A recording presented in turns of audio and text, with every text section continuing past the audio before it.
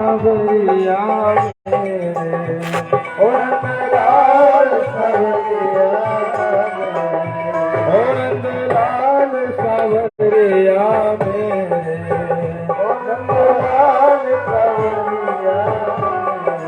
हाँ, ओ मेरा कोई न सहारा बिन तेरे, नंदलाल सावरिया मेरे, मेरा कोई न सहारा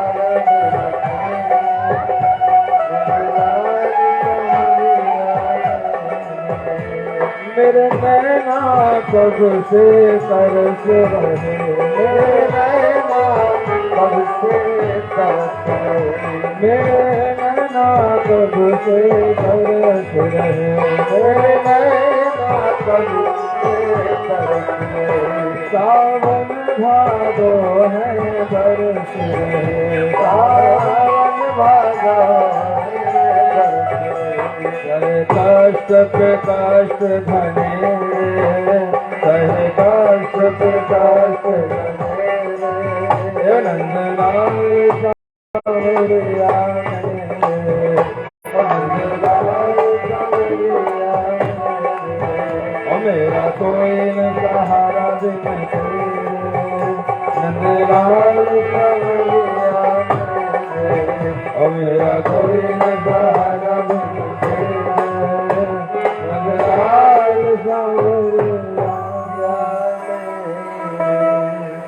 उत्तरा भगवान से प्रार्थना करने लगे, हे प्रभु इस ब्रह्मास्त्र से मेरे गर्भ की रक्षा करिए।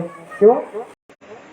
मेरे गर्भ में आपका भक्त पल रहा है नारायण, आप मेरे गर्भ की रक्षा करिए। पाहि पाहि महायोग देव देव जगतपते, नान्यं तद्भयं पश्ये यत्र मृत्युः परस्परम्। हे महायोगी, हे कन्हैया, हे गोपाल, मेरे गर्भ की रक्षा करिए। हे प्रभु, सांसारिक प्राणी तो स्वयं ही एक दूसरे की मृत्यु का कारण बनते हैं, आप मेरी रक्षा करिए। भले मेरी मृत्यु हो जाए कान्हा, लेकिन इस गर्भ की रक्षा करिए। एक माँ है, बार बार प्रार्थना करती है, और जब कन्हैया से प्रार्थना करती है तो कामं दहतु मां नाथ मामे गर्भो निपात्यता। भगवान कह उत्तरा के काया में प्रविष्ट होकर के और परीक्षित जी का उनकी रक्षा करते हैं। भगवान कहते हैं अंगुष्ठ मात्र का ठाकुर जी ने रूप बनाया, एक अंगूठी का रूप बनाया, उनके गर्भ में प्रविष्ट हुए हैं और जोर से गदा घुमाई है और ब्रह्मास्त्र का तेज शांत हो गया, परीक्षित जी की रक्षा हो गई। अब परीक्षित जी कहते गर्भ में ही भगवान का दर्शन कर लेते हैं। अब उनका नाम परीक्षित क्यों पड़ा है? कहते परितः इक्षति, हाँ, कि जिन भगवान का हमने दर्शन किया है वो भगवान कहाँ है ना, उनको ही हमेशा ढूंढते रहते हैं, इसलिए उनका नाम परीक्षित रखा है। उत्तरा जी गर्भ की रक्षा के पश्चात भगवान जब द्वारिका जाने लगे तब कुंती मैया ने भगवान की बड़ी प्यारी स्तुति करी है। कुंती मैया भगवान से कहती है कि नमस्ते पुरुषं पाद्य ईश्वरं प्रकृते परो अलक्ष्यं सर्वभूतानां अंतर्बहिरवस्थितं।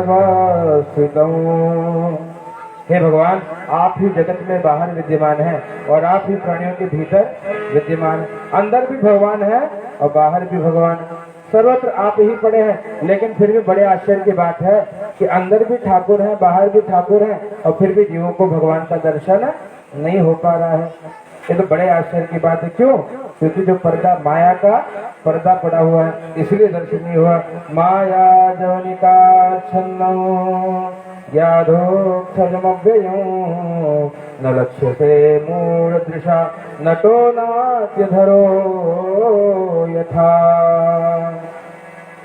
कहा जैसे जब कोई अभिनेता होता है, वो अभिनय करने आता है और कोई वेश लेकर आता है, लोग उसको वही मान लेते हैं, है ना, उसके सही रूप को नहीं जान पाते। तो हे प्रभु, मैं जब भी आपको याद करती हूँ तो आपके हम पर अनंत उपकार नजर आते कि हमेशा कन्हैया आपने ही हमारी रक्षा करी है, सर्वत्र है कान्हा आपने ही रक्षा करी है। कहाँ कहाँ रक्षा करी? कुंती जी कहती है विशान महाग्ने पुरुषादर्शना ददर्भया वनवास कृष्यता मूढ़े मृढ़ेनेक महारथा प्रदो द्रोण्यहरे विरक्षिता। का विषाद जब भीम को विष दिया गया तो आपने ही तो रक्षा करी कान्हा। कुंती मैया कह रही है महाग ने जब लाक्षागृह में आग लगी तो हे कान्हा आपने ही रक्षा करी। पुरुषाद दर्शनाथ हिडिंबा आदि जो राक्षस आए उन्होंने आक्रमण किया उस समय भी हे कान्हा आपने ही हमारी रक्षा करी। और असत्सभाया का जब दुष्ट दुर्योधन की सभा में हम थे तो भी आपने रक्षा करी। वनवास पृच्छता वनवास का जो दुख है उसमें भी कान्हा आपने ही रक्षा करी। मुंह मृधे मृधे का मृधे मृधे जब जब युद्ध हुआ तनिए रक्षा तो आपने ही करी है। और अनेक महारथा कृतः बड़े बड़े महारथी युद्ध में आए महाभारत के। हाँ यहाँ तक याद रखिए कि भीष्म पितामह भी कहा बार बार अर्जुन को बार बार वहां पर बाणों की वर्षा करते हैं तो रक्षा कन्हैया आपने ही करी थी। अतोया वयम अभिरक्षिता इसलिए कन्हैया आपके बहुत से उपकार है कान्हा। हे कान्हा आपके बहुत उपकार है कान्हा इसलिए आपके पास जब भी दर्शन करती हूँ कान्हा आपके बहुत सारे उपकार याद आते हैं। और कहा जब जीवन में सुख आया तो कान्हा आप छोड़ के जा रहे हो कान्हा आप मत जाइए। कन्हैया कहते हैं अच्छा बुआ तो मुझे जानती हो क्या? कुंती कहती है हाँ मैं जानती हूँ। बोले क्या जानती है कौन हूँ मैं? कहा तू तो मेरा कान्हा है रे। कहा मैं तेरा कान्हा नहीं मैं भगवान हूँ। जिसकी योगी उपासना करते हैं जिसको भक्त भगवान कहते हैं है ना जिसको भक्त भगवान कहते हैं योगी जन परमात्मा कहते हैं वो भगवान और कोई नहीं मैं ही हूँ। मैं ही तेरे वो ईश्वर हूँ। तो मांग क्या मांगती है मुझसे? आज तेरा कान्हा मुझे तुझे वो देगा जो तू चाहती है। कहा नहीं कान्हा तो दे नहीं पाएगा है ना मुझे तो कुछ नहीं दे सकता कान्हा। बोले क्यों? बोले मांगो देगा। कन्हैया कहते हैं मांग ले बुआ आज। कहा कन्हैया कुछ भी हो जाए तुझे वो देगा जो तू मांगती है वो तुझे प्रदान में कर दूंगा। बोले कान्हा सुन ले फिर विपदः संतुनः शश्वा तत्र तत्र जगद्गुरु भवतो दर्शनं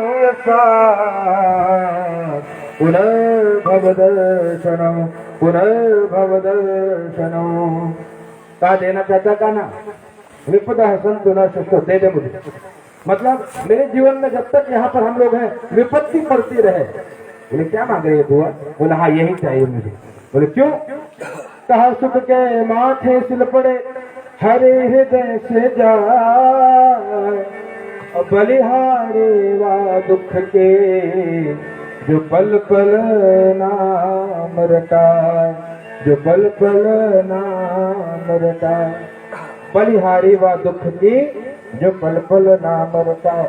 इसलिए कहा ऐसे सुख की कोई आवश्यकता नहीं जब कन्हैया छोड़कर चला जाए। कहा वो दुख मुझे बहुत प्रिय कान्हा जब मेरा कान्हा साथ हो मुझे तो दुख दे दे। कन्हैया कहते बुआ इतना पूरे जीवन में दुख झेला है अभी भी दुख ही चाह रही है? कहा हाँ कान्हा मुझे दुख नहीं मुझे मेरा कान्हा चाहिए। तो हे माधव अब पांडवों और यादवों के प्रति मेरे स्नेह के पास को काट दे। कुंती मैया के स्तुति सुनकर के भगवान श्री कृष्ण द्वारिका गए ही नहीं। एक दिन भगवान श्री कृष्ण ने देखा कि युधिष्ठिर जी प्रायः उदास रहते थे क्योंकि वे स्वयं को महाभारत के युद्ध का कारण मानते थे। युधिष्ठिर जी सोचते हैं कि ये जो युद्ध भया इसका मुख्य कारण मैं हूँ मेरे कारण ही महाभारत हुआ। अपने को दोषी मान करके युधिष्ठिर जी सदैव दुखी रहते थे उदास रहते थे। भगवान श्री कृष्ण युधिष्ठिर आदि को लेकर के और फिर पितामह भीष्म के पास जाते हैं। पितामह भीष्म का बाणों की शैया पर लेटे हैं और प्रतीक्षा कर रहे हैं। क्या प्रतीक्षा कर रहे हैं? कि मेरा कान्हा आएगा कृष्ण दर्शन देंगे। पितामह भीष्म भगवान को प्रणाम करते हैं और युधिष्ठिर जी से कहते हैं कि राजन एष साक्षात ईश्वरः आद्यः पुरुषः नारायण अस्ति। का यही वो परमात्मा है यही आदि पुरुष है यही भगवान है ये कान्हा ही भगवान है। पितामह भीष्म अर्जुन से कहते हैं कि हे अर्जुन तुम्हारा जीवन धन्य है।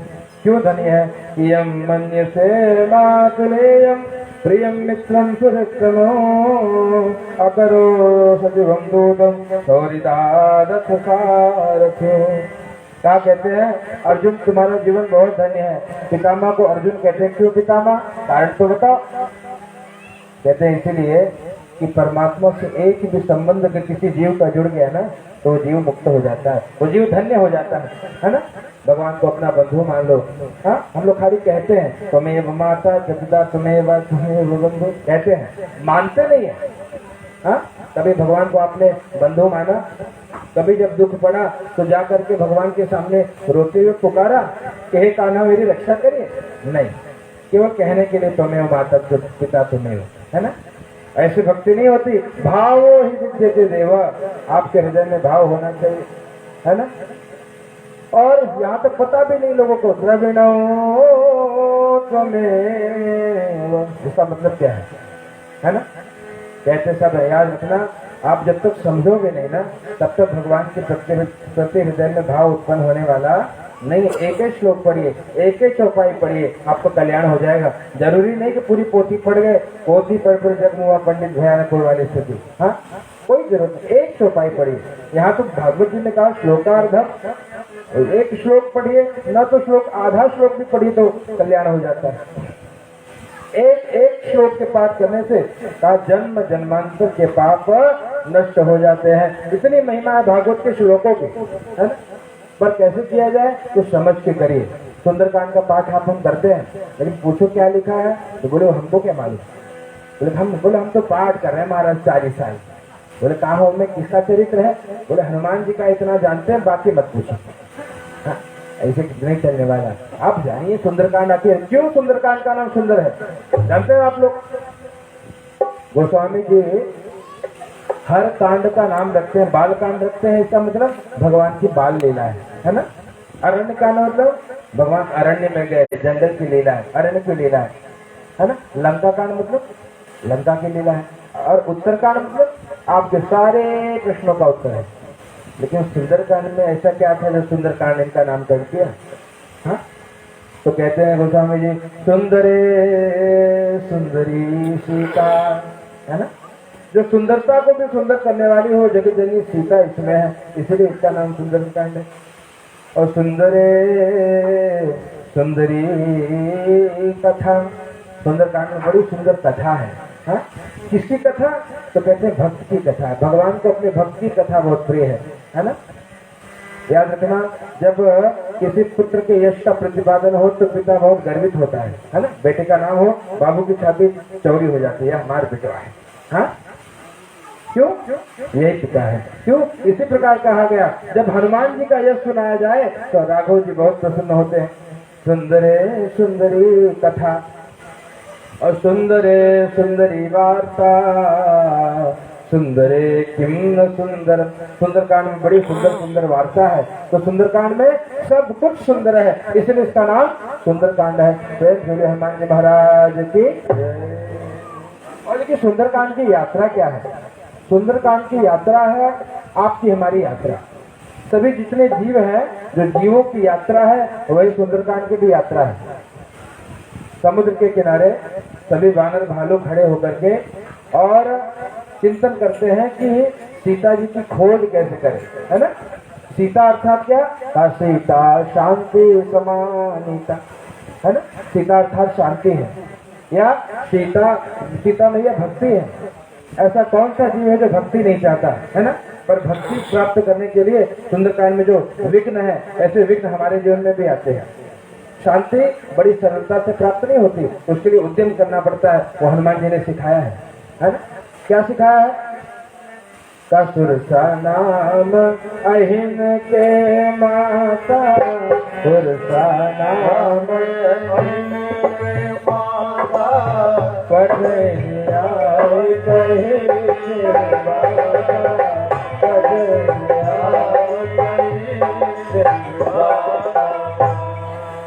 सुरसा है, सुरसा एक विघ्न है। हाँ? देवताओं ने भेजा हनुमान जी की परीक्षा लेने के लिए। क्या परीक्षा? हनुमान जी की परीक्षा लो, क्या ये वास्तव में इतना बलशाली है? क्या वास्तव में सीता जी की खोज कर पाएंगे? तो देवताओं ने अहिन की माता, सर्पों की माता सुरसा को भेज दिया है ना। और सुरसा जी जाते हैं, क्या करते हैं? हनुमान जी की परीक्षा लेती है। क्या कहती है कि हे हनुमान, मुझे बहुत भूख लगी है, मैं तुझे खाने वाली हूँ। हाँ, हनुमान जी बोलते हैं माई तो तुझे खाना चाहती है ना, एक काम करना, अभी मैं जा रहा हूँ राम जी का काम करने, सीता जी की खोज करने, है ना, और जब पुनः आ जाऊंगा खोज करके तो मुझे खा लेना, है ना।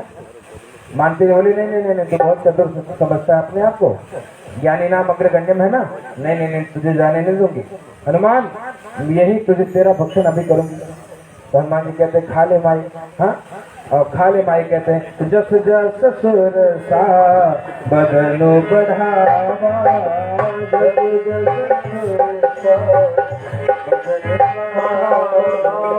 आस दो न कपे रूप दिखावा, आस दो न कपे रूप दिखावा, बस जो जना से आनंद की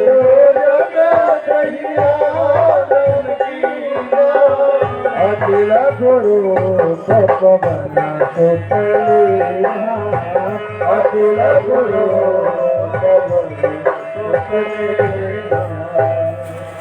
सुरसा करती क्या है, हनुमान जी जैसे जैसे रूप का जस जस सुरसा बदन बढ़ावा, है ना, हनुमान जी ताश दोनों का रूप, हनुमान जी उसका दोनों हो जाते हैं। कब बड़ा होना है और कब छोटा होना है ये हनुमान जी सिखाते हैं। जीवन में याद रखना, हमको छोटा होना भी आना चाहिए।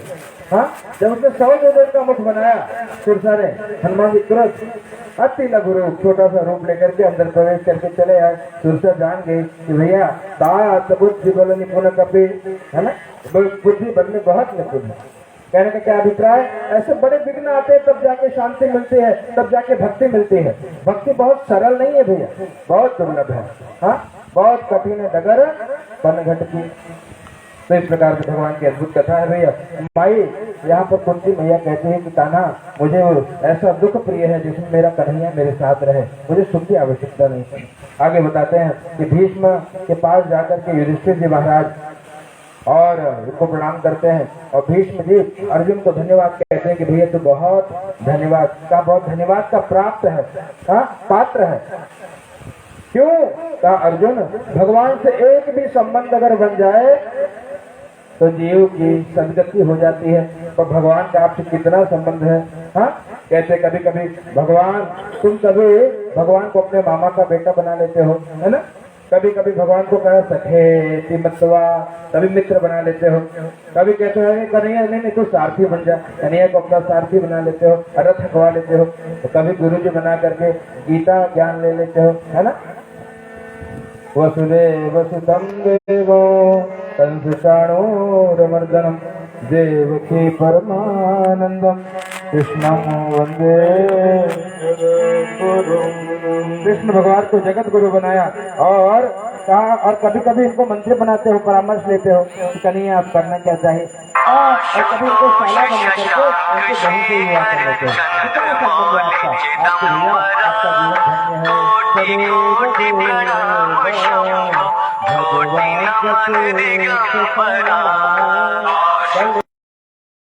चाहते हो इनसे पूछ लीजिए, पितामह से पूछिए। तो पूछते हैं युधिष्ठिर जी कि दान धर्मान, राज धर्मान, मोक्ष धर्मान विभाग। कहते हैं कि पितामह आप दान धर्म के बारे में बताइए, मोक्ष धर्म के बारे में विभाग पूर्वक बताइए, और स्त्री धर्मान, भगवत धर्मान, समास व्यास योग, स्त्री धर्म के बारे में बताइए, और भगवत धर्म के बारे में विस्तार पूर्वक बताइए।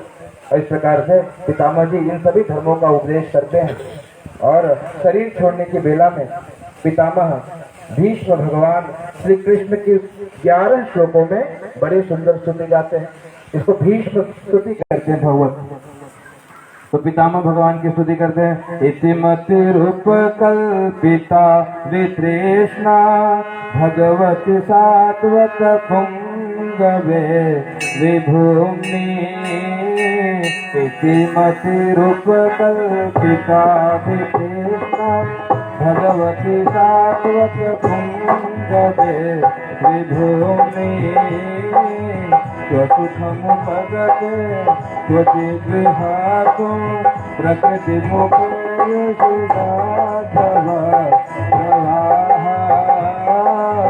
त्रिभुवन कमलो कमालवाणो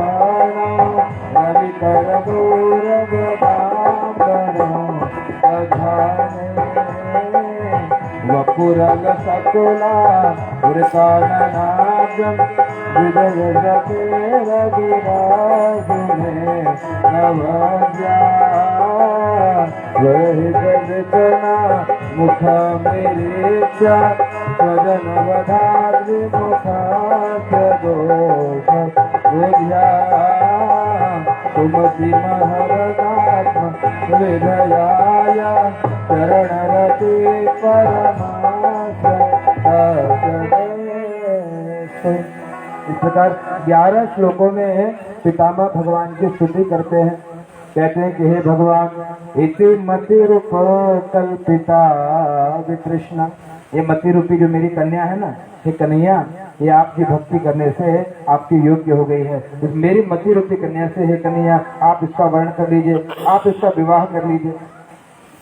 और कहते हैं कि हे भगवान आपके बारे में मैं क्या क्या वर्णन करूं।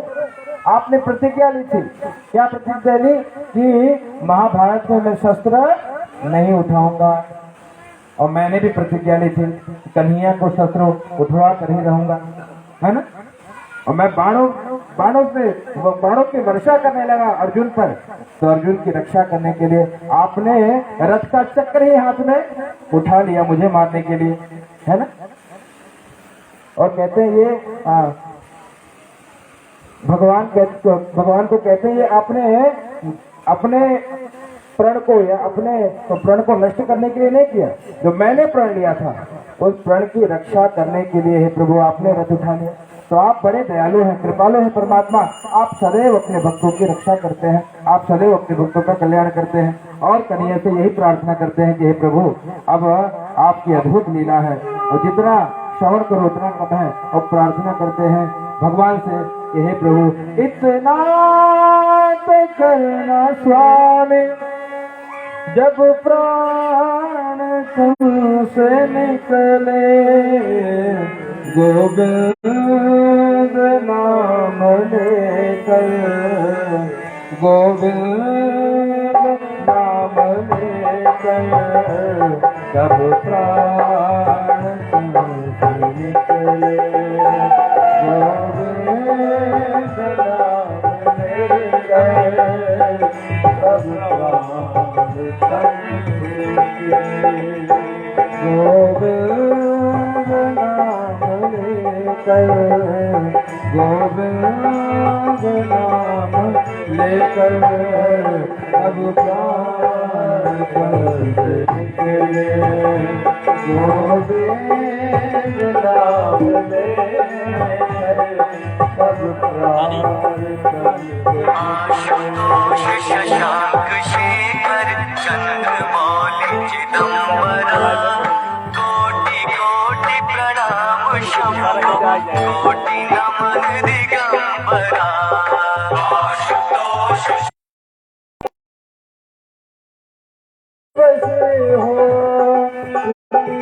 पीताम्बरी कथी हो, जब मन में ये रसी हो पीताम्बरी कैसे हो, सभी मन ये कैसे हो पीताम्बरी कथी हो, सभी मन में ये बसी हो,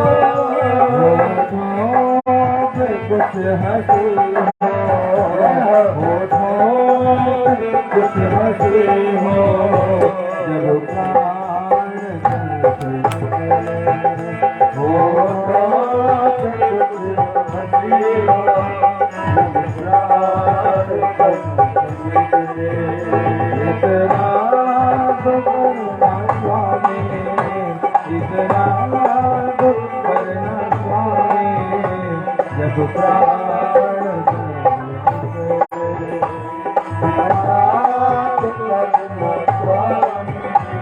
जब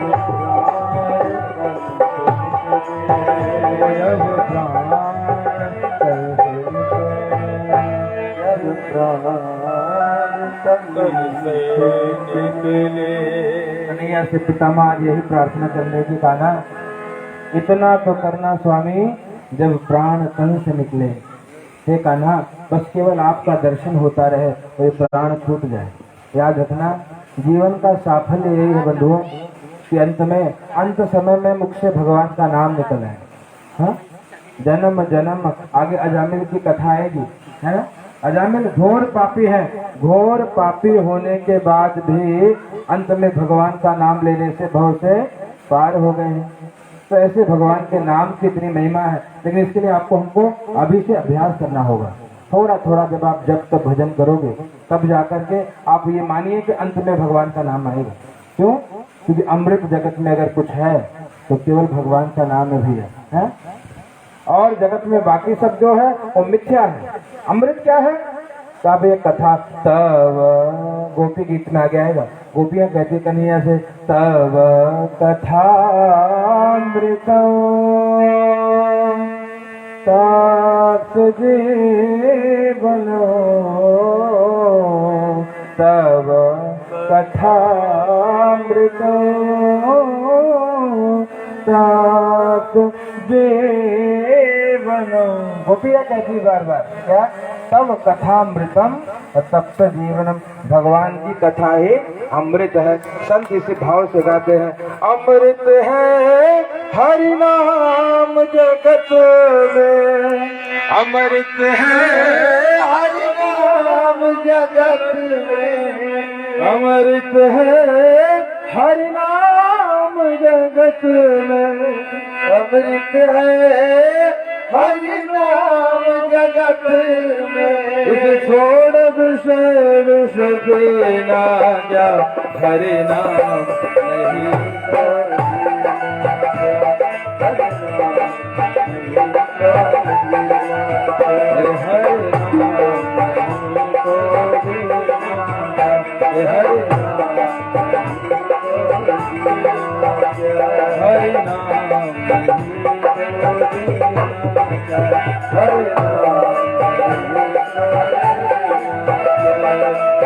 अमृत है हरि नाम जगत में, अमृत है हरि नाम जगत में, अमृत है हरि नाम जगत में, अमृत है हरि नाम जगत में।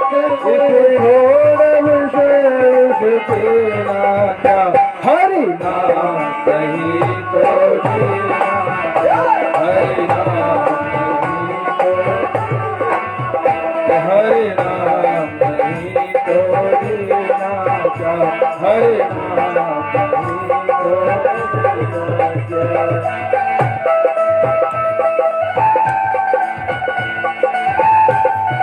जीना क्या।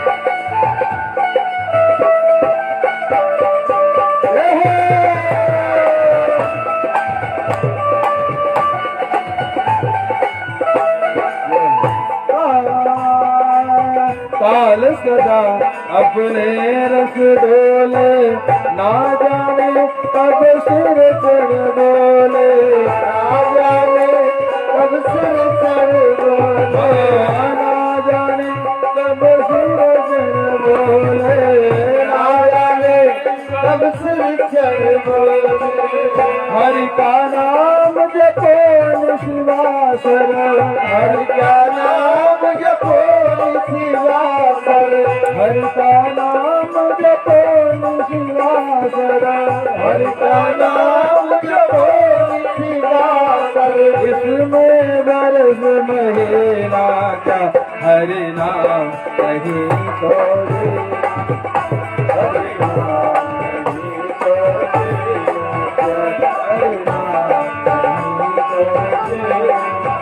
हरि नाम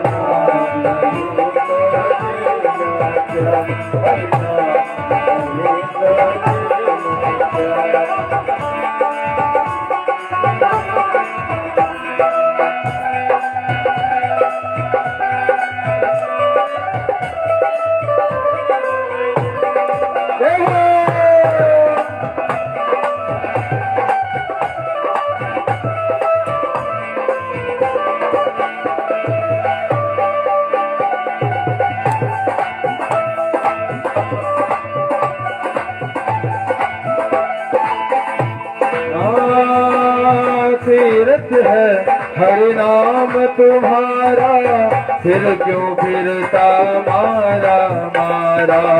तीरथ है हरि नाम तुम्हारा, फिर क्यों फिरता मारा मारा। फिर क्यों फिरता मारा मारा, फिर क्यों फिरता मारा मारा।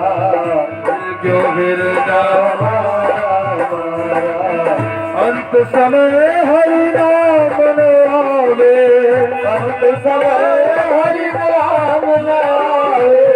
अंत समय हरि नाम न आवे, अंत समय हरि नाम न आवे। काशी और कबे हरि नाम नहीं तो जीना, हरि नाम नहीं तो जीना, हरि नाम नहीं तो जीना, हरि नाम नहीं तो जीना।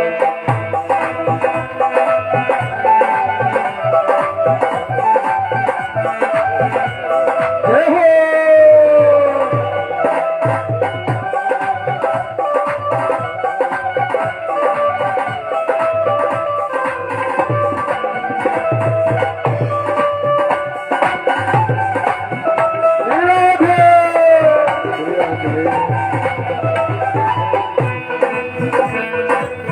भूषण से सब अंग सजावे, रसना पर हरि नाम न आवे। रसना पर हरि नाम न आवे, रसना पर हरि नाम न आवे। रसना पर हरि नाम न आवे।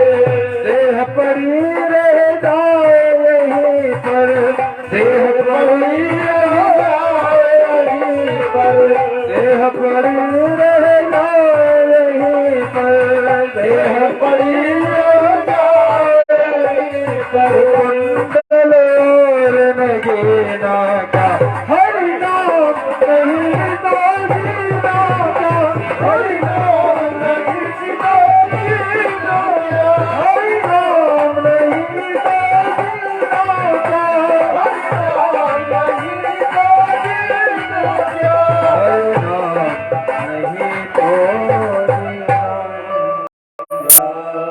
अमृत है हरि नाम जगत में, हाँ का जगत में अगर अमृत है तो भगवान का ही नाम है भैया। तो जिसने इस नाम को गा लिया वही साथ जाएगा। हाँ साथ में क्या जाएगा, कहते भैया जो आपने भगवान का नाम जपा, जो आपने भगवान की सेवा करी वही साथ में जाएगा। ऐसी भगवान की अद्भुत कथा है। यहाँ बताते हैं भैया कि वंचितो हम महाराज हरिणा बंधुरूपिणा, ये नमे भरतम तेजो देव समापहं भव। इस प्रकार से पितामह भगवान के श्री धाम को गए, युधिष्ठिर जी राजा बने हैं और भगवान श्री कृष्ण का द्वारिका गमन हुआ। द्वारिका में श्री कृष्ण जी का प्रवेश हुआ है, कन्हैया जी का द्वारिका में अद्भुत स्वागत हुआ है। शौनक जी कहते हैं लेकिन महाराज जी परीक्षित जी महाराज का क्या हुआ, हमको वो भी बता दीजिए। तो कहते भैया परीक्षित जी का जन्म हुआ है। युधिष्ठिर जी ने ब्राह्मणों को अनेक प्रकार से दान किया है, सुवर्ण दान किया, गौ दान किया, हाथी का दान किया, घोड़े का दान किया, इस प्रकार से अनेक दान किया है। और ब्राह्मणों ने बात करते हुए प्रार्थना करते हैं। युधिष्ठिर ने कहा क्या बात है अर्जुन, आप अश्रुपात कर रहे हो, क्यों रुदन कर रहे हो, क्यों रो रहे हो आप। युधिष्ठिर ने कहा हे अर्जुन द्वारिका में सब कुशल मंगल तो है, काहे आप रुदन कर रहे हो। अर्जुन ने कहा कि भगवान श्री कृष्ण अपने स्वधाम को चले गए हैं। हाँ रोते हुए कहा कि कन्हैया अब यहाँ से चले गए हैं। अर्जुन कहते वंचितो हम महाराज हरिणा बंधुरूपिणा, ये न में परितं तेजो देव विश्वापनो महा। भैया जिस कन्हैया ने महाराज द्रुपद से के राजा घर से द्रौपदी को प्राप्त करवाया, कहा जिनकी उपस्थिति में मैंने इंद्र को परास्त किया, जिन्होंने दुर्वासा के क्रोध से मेरी रक्षा करी, जिनके तेज से मैंने भोलेनाथ को युद्ध में आश्चर्य में डाल दिया था, वे प्रभु हमें छोड़ करके अपने परधाम को चले गए हैं। और छोटे से परीक्षित को कहा राजा बना करके, और महाराज युधिष्ठिर ने कहा कि जब कन्हैया चले गए तो हम रह के क्या करेंगे। उन्होंने भी स्वर्गारोहण किया कि अब हम भी स्वर्ग की ओर आरोहण कर लेते हैं। और परीक्षित जी का विवाह करा दिया गया। इरावती के साथ परीक्षित जी का विवाह हुआ, जिससे उनके जन्मेजय आदि 4 पुत्र हुए परीक्षित जी के। एक बार परीक्षित जी महाराज दिग्विजय के लिए निकले तो देखा कि एक काला कलूटा पुरुष है वहां पर, और एक गाय है और बैल है, उनको प्रताड़ित कर रहा है। गाय अर्थात धरती और बैल अर्थात धर्म। धरती को भी प्रताड़ित कर रहा है और कहा धर्म को भी प्रताड़ित कर रहा है। परीक्षित जी ने जब कलयुग को मारने के लिए तलवार निकाली है तो कलयुग महाराज परीक्षित जी के चरणों में आकर गिर पड़ा है और कहने लगा मुझे महाराज जी क्षमा कर दीजिए, अब सतयुग बीत गया, द्वापर बीत गया, त्रेता बीत गया, अब तो ये कलयुग है, अब हमारा समय आया महाराज, हम जाएं कहाँ, आप मेरा वध मत करिए। तो परीक्षित जी ने कलयुग को छोड़ दिया। बोले फिर कहा, बोले मुझे कुछ स्थान दे दीजिए जहां पर मैं रहूं। तो उनको स्थान दिया है। क्या स्थान दिया? उनको 4 स्थान दिए और 5वां स्थान भी दे दिया। 4 स्थान क्या है? द्यूतम पानम स्त्रियः सोना यत्र धर्मस्य दुर्विदः। 4 स्थान दिए पहले। चौथा क्या 4 स्थान है? द्यूतम, जहाँ पर जुआ खेला जाए ना वहां पर कलयुग तुम वास करो, है ना। ऐसे जहाँ जुआ होता है वहां समझ जाना कली का प्रभाव है। फिर पानम, कहाँ भैया जहाँ पान किया जाता है ना। पान से तो समझ गए आप लोग, आजकल इस दवाई की बड़ी जरूरत पड़ी लोगों को, दूर रहिए। हाँ क्यों? जहाँ ये दवाई ली जाती है, मदिरा पान होता है, वहां भी कली का ही वास होता है। द्यूतम पानम स्त्रियः, कहा जहाँ वैश्यालय में जो लोग जाते हैं वैश्यालय में भी कली का ही वास होता है। 3 स्थान है। और चौथा स्थान क्या है? कहा चतुयत्रा धर्म चतुर्विदा, जहाँ वध होता है ना, जहाँ किसी का भी वध किया जाता है उस स्थान पर भी कली का स्थान होता है ना। कलयुग महाराज जी के चरणों में गिर पड़ा। कहा महाराज ठीक है, जगत तो बहुत बढ़िया दिया, लेकिन इतना जगह कंफर्टेबल नहीं है ना। हम 2 BHK वाले 1 BHK में कैसे शिफ्ट हो जाए? थोड़ा और कंसेशन दे दो महाराज, थोड़ा सा जगह और देते तो मैं आनंद से अपने युग में रह लेता। बोले अच्छा तो एक काम कर लेना, क्या? पुनश्च याचमानाय जात रूप मदात् प्रभु। कहा जब पुनः याचना करी तो उनको कहा क्या स्थान दे दिया? सोने का स्थान दे दिया। हे कली तुम सुवर्ण में भी अपना स्थान ग्रहण कर लो। अब विचारने विषय ये है कि क्या सोने में कली है, यानी आप जितना आभूषण पहने हो क्या वो कली का स्थान है? क्या विचारणीय विषय है? नहीं, वहां नहीं। जो अधर्म पूर्वक लाया गया स्वर्ण है, चोरी करके, छीना झपटी करके, है ना, जो माताएं यहाँ वहां का चुरा के रख लेती हैं, वो समझो कली वाला है, उससे घर में विपत्ति ही आने वाली है ना। तो इसलिए हमारे यहाँ तक कहते हैं सोना गिरा भी हो, है ना, तो उसको उठाना नहीं चाहिए, है ना। अधर्म का सोना में कली का वास होता है, तो जो धर्म का स्वर्ण है वहाँ कली का वास नहीं। मेहनत करके सुवर्ण बनाओ, उसमें कली नहीं है। अधर्म पूर्वक जो आपने सुवर्ण संग्रह किया उस सुवर्ण में कली का वास होता है। तो इस प्रकार से बताते हैं कि ब्राह्मण बालक द्वारा परीक्षित जी को श्राप मिला है। हुआ क्या? एक बार परीक्षित जी ने विचार किया कि हमारे बाप दादा हमारे लिए क्या क्या रखे गए, है ना, और उन्होंने पूरा अपना जो स्थान जब देखा तो उसमें एक बढ़िया सुंदर मुकुट दिखाई पड़ा, सोने का मुकुट। बोले वाह बहुत अद्भुत मुकुट है। और मुकुट था किसका? कहते वो जरासंध का मुकुट था, है ना, जरासंध का मुकुट था। और परीक्षित जी ने उस मुकुट को अपने शीश पे धारण कर लिया। अब अधर्म का जो सुवर्ण था, कली का वास था, परीक्षित के शीश पे आ गया। परीक्षित जी की बुद्धि पलट गई। जो परीक्षित कभी सपने में भी ब्राह्मणों का, संतों का, साधुओं का अपमान नहीं करते थे, आज परीक्षित जी के द्वारा अपमान हो गया, है ना। क्या हुआ? बताते हैं कि भैया शिकार करने के लिए महाराज परीक्षित निकले हैं और शिकार करते समय प्यास से व्याकुल हुए और राजा परीक्षित ने शमीक ऋषि को देखा। वहां एक मरा हुआ सर्प था, सर्प उठा करके शमीक ऋषि के गले में डाल दिया है। और शमीक ऋषि के पुत्र जब वहां श्रृंगी ऋषि आए हैं श्रृंगी ऋषि ने जब देखा कि मेरे पिता के गले में सर्प पड़ा है, क्रोध होकर के श्राप दे दिया कि जिस किसी ने ये दुस्साहस किया है 7 ही दिन में तक्षक नाग के डसने पर मृत्यु हो जाएगी। परीक्षित जी कि 7 दिन में मृत्यु हो जाएगी, ऐसा श्राप मिल गया। परीक्षित जी जैसे ही एक ऐसे पकड़ के बहुत सही आवाज आ रही। और परीक्षित जी जब अपने कृत्य पर पश्चाताप करते हैं तो कहते मैंने जीवन भर संतों का, साधुओं का, ब्राह्मणों का सम्मान किया, उनका पूजन किया, उससे अपमान कैसे हो गया। जब समीक ऋषि मुनि के शिष्य गौरमुख ने परीक्षित जी को श्राप की बात बताई तो तत्काल राज सत्ता पुत्र को देकर के अनशन व्रत लेकर के गंगा तट पर चले आए हैं। 7 दिन में मृत्यु होगी। और क्यों? वो जो अधर्म का सोना धारण किया है ना, इसलिए ध्यान देना, अधर्म का सोना लेना मत, घर में जो शांति है वो चली जाएगी।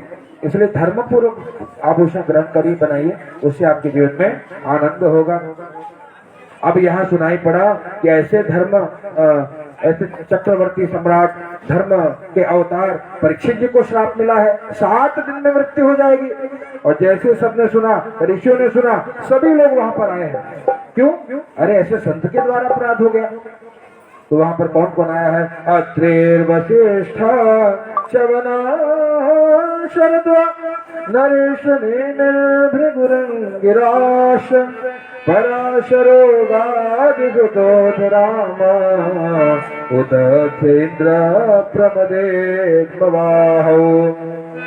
परीक्षित जी के श्राप का समाचार सुनकर के वहां पे कौन कौन ऋषि आए? महाराज अत्रि आए, वशिष्ठ आए, च्यवन आए, शरद्वान आए, अरिष्टनेमि आए, भृगु, अंगिरा, पराशर, विश्वामित्र, परशुराम, सभी ऋषि मुनि वहां पर आ गए। और परीक्षित जी यही पूछ रहे हैं, परीक्षित जी सभी ऋषियों से यही प्रश्न कर रहे हैं कि जिसको पता हो कि 7 दिन में मृत्यु मेरी होने वाली है, उसको करना क्या चाहिए? हे ऋषियों, आप हमको बताइए, मरने वाले प्राणी का कर्तव्य क्या है, और अगर उसके पास 7 दिन शेष है तो क्या करना चाहिए? सभी ऋषियों से पूछते हैं। और जैसे पूछते हैं उसी समय श्री सुखदेव जी महाराज का आगमन हुआ है। प्रेम से सुखदेव भगवान की।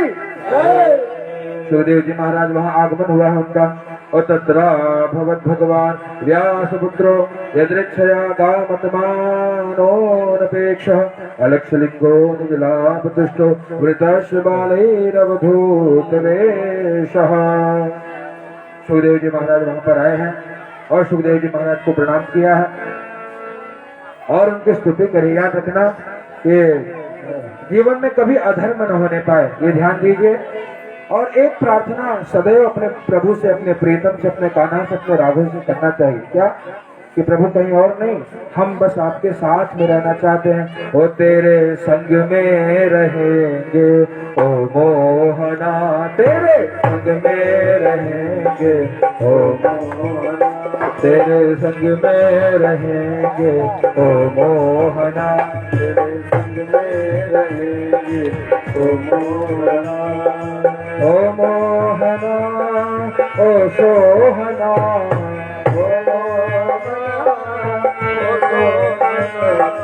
संग में रहेंगे ओ मोहना, तेरे संग में रहेंगे ओ मोहना, तुझे अपना कहेंगे ओ मोहना, तुझे अपना कहेंगे ओ मोहना।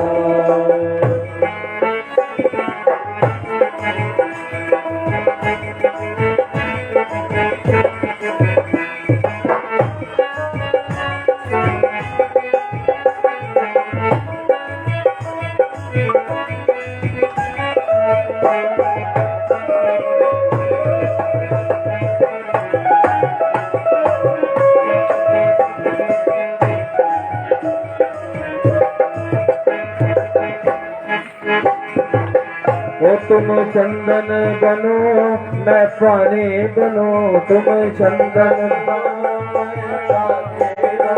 तुम चंदन बनो मैं पानी बनूं, तुम चंदन बनो, मैं पानी बनो।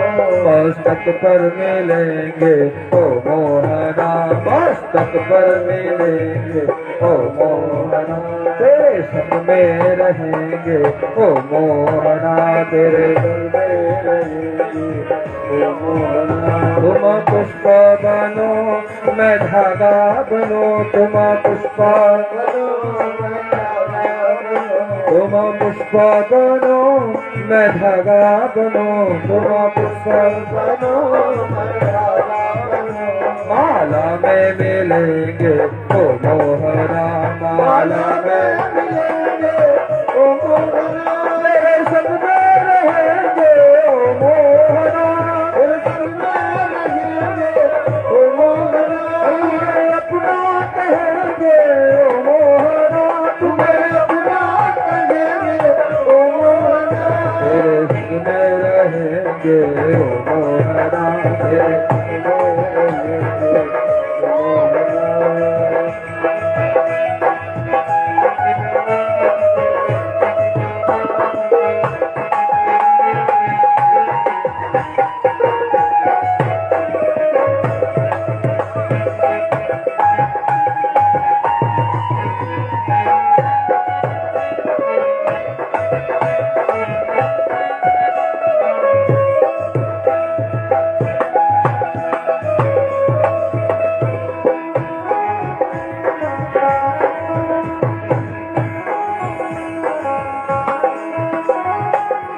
तुम वक्ता बनो, मैं श्रोता बनो, तुम वक्ता बनो, मैं श्रोता बनो, तुम वक्ता बनो, मैं श्रोता बनो, तुम वक्ता बनो, मैं श्रोता बनो।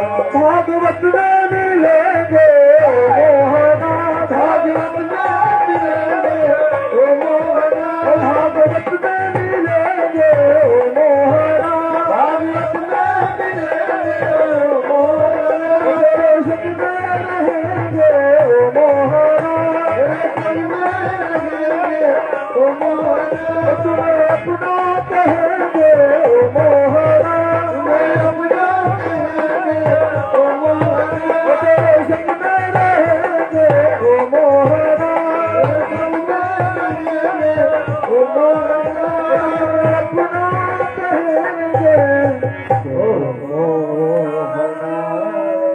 भगवान से ऐसा ही संबंध बनाना कि भगवान आप चंदन बनो तो मैं पानी बनो, आप पुष्प बनो तो मैं धागा बनो, और आपका हमारा इसी प्रकार कहा भगवान जहाँ जहाँ आप रहो वहीं आपके चरणों की सेवा मुझे प्राप्त होती रहे। इसी के साथ आज द्वितीय दिवस की कथा यहाँ विश्राम लेने जा रही है। भाव से महाराज जी 5 आरती करनी है तो ध्यान देना है।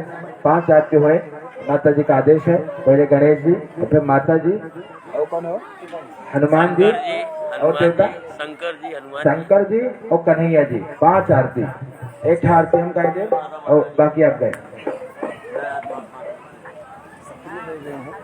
फुल गाय सब फुल गाय देगा, एक और ही से गावा कि हमें गाय दी ऐसे ये मुट्ठी पकड़े में सही आ जाता है। नहीं आ रहा तक लटाई फिराए लगा तारक साहब बात करें, बोलो ना, बोले कल लेके आए। है ना। देखो आज बात करने देखो अगर वो होगा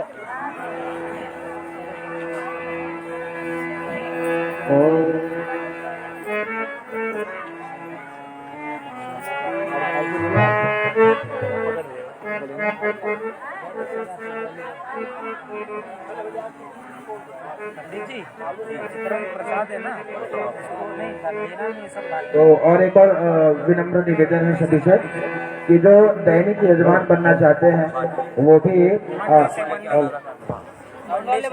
मंडे से सोमवार से आप दैनिक यजमान बन करके कथा श्रवण का पुण्य लाभ कर सकते हैं। उसके लिए आप श्रीमान सूरज तिवारी जी से संपर्क करेंगे या आशीष भैया से संपर्क करेंगे और दैनिक यजमान बन करके आप भी अपने जन्म जन्मांतर के पापों को नष्ट करके महान पुण्य के भागी बन सकते हैं। सभी को जय श्री कृष्ण, जय श्री राम। अपने अपने स्थान पर खड़े होकर के और भाव से आरती का गान करना है सभी को।